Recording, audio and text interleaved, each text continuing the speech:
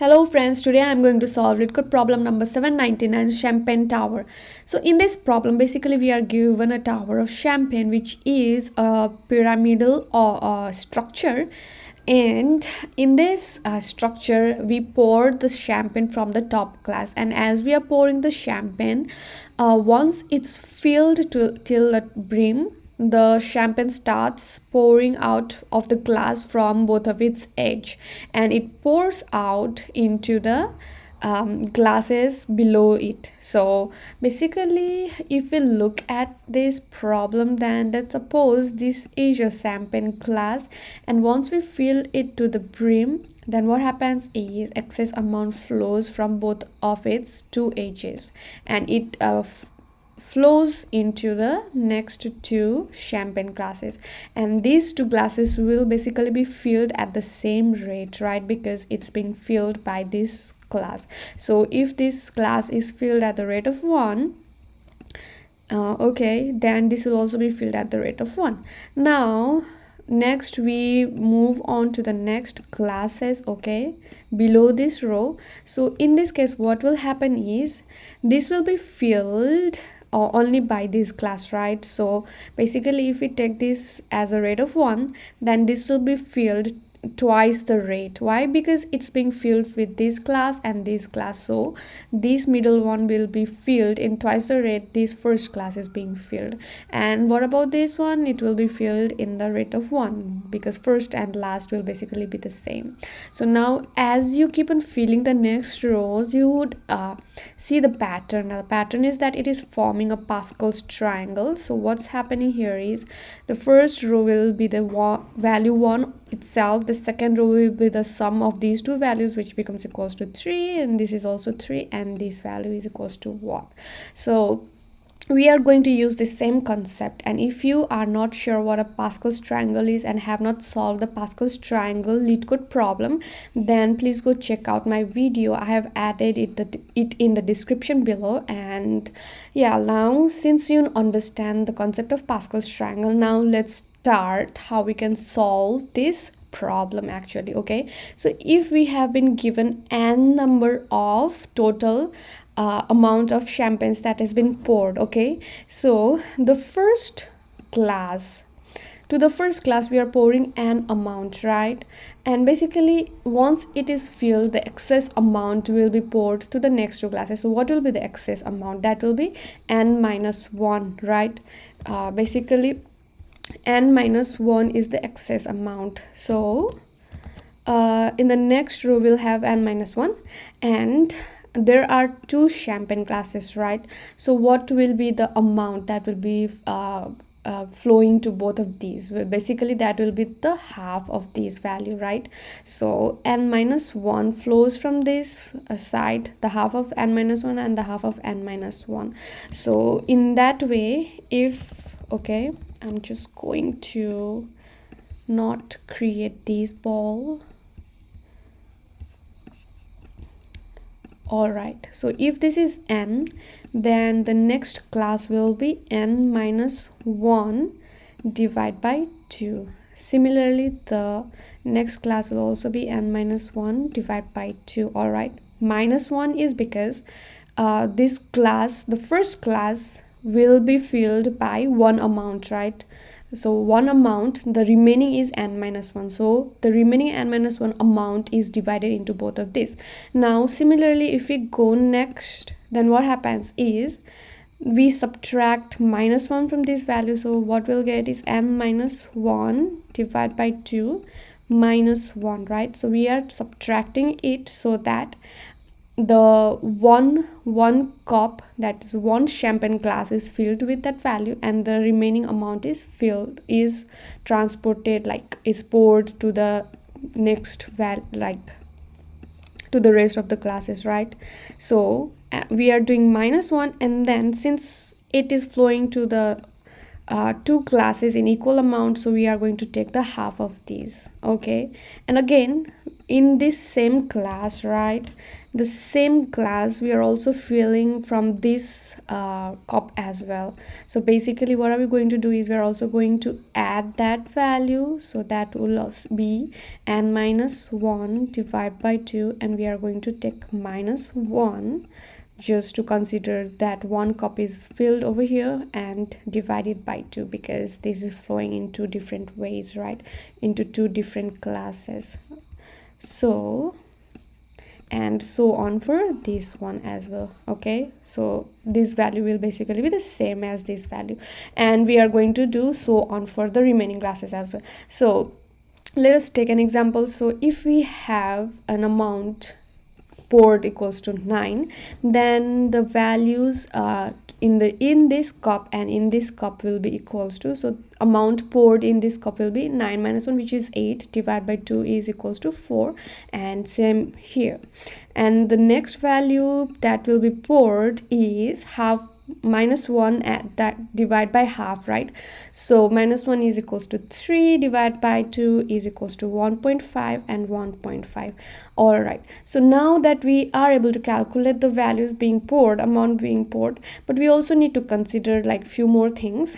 The first thing that is, if this value that we are getting here is 1.5, doesn't mean that this glass is holding 1.5 amount. Okay, because a champagne glass once filled, the excess will flow to next glass, so it will be filled only to the amount to 1, so the maximum value can only be 1.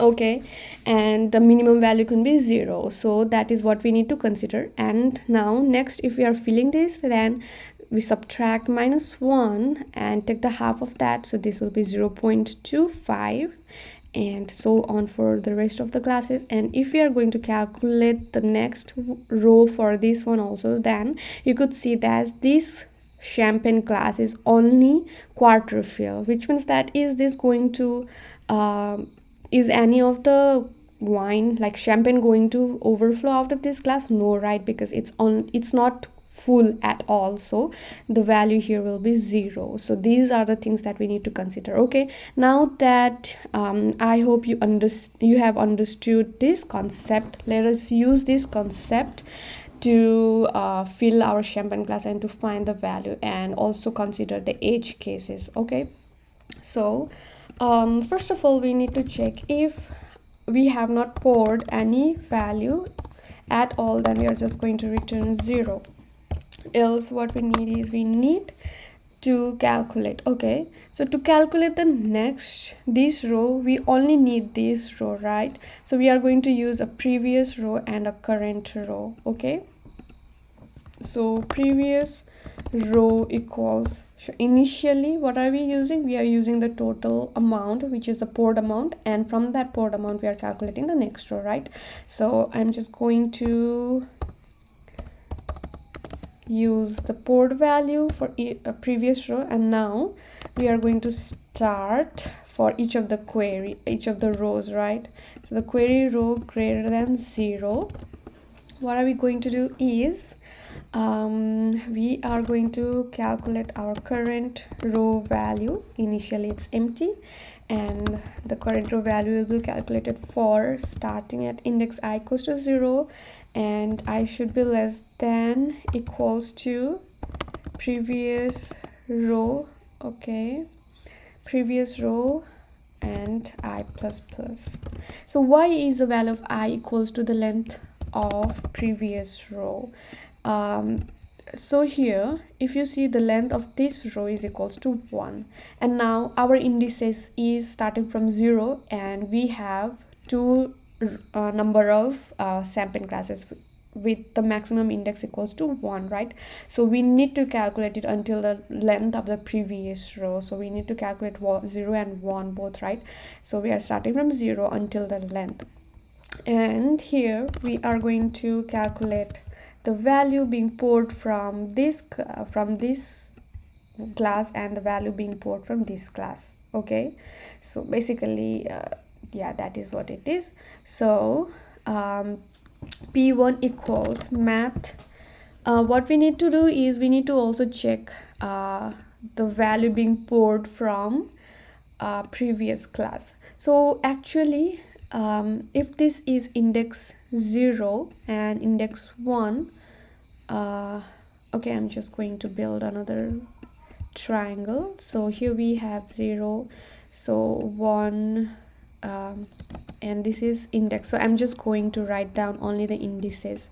So here we have 0, 1, and then we have 2, and again we have over here 0, 1, and then we have the value 2 and 3. Okay, so now to calculate the 0 index, we need the 0 index only, right? But to calculate index 1, we need 0th index, which is the previous value index and the current index.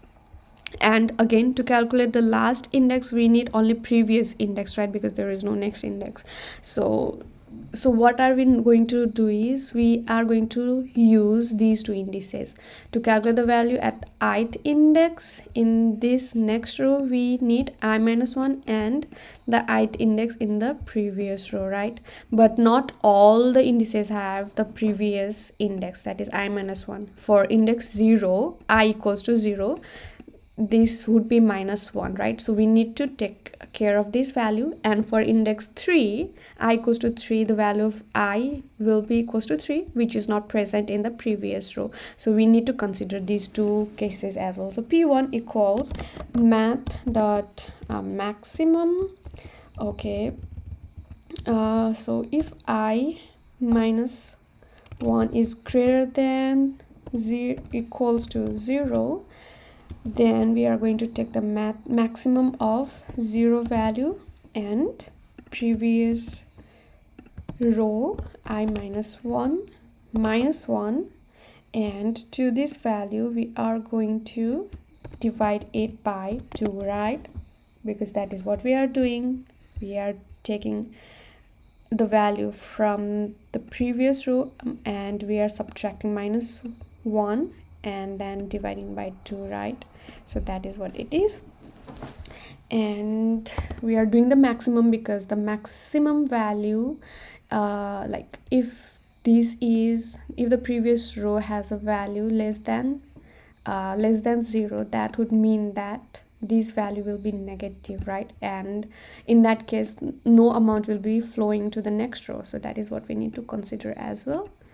All right, and let p2 equals I should be less than the length of previous row. So I'm just going to copy paste this thing, and math maximum value of 0 or previous row at index I minus 1, and we are going to divide this whole thing by 2, right? So divide by 2.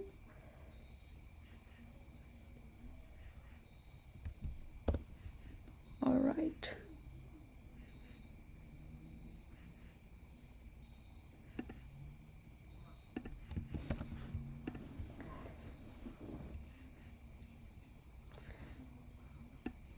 So if this is greater than 0, else we are just going to consider the value 0.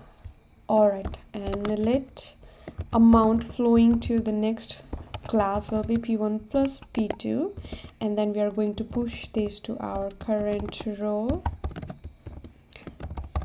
And now that we have the amount, in the next case, what are we going to do is our previous row becomes equals to current row. Okay, and we are going to decrement the row, query row, by 1. Okay, and in the result we are going to return the minimum of 1 comma previous row at the query class index. All right, let's try to run this code.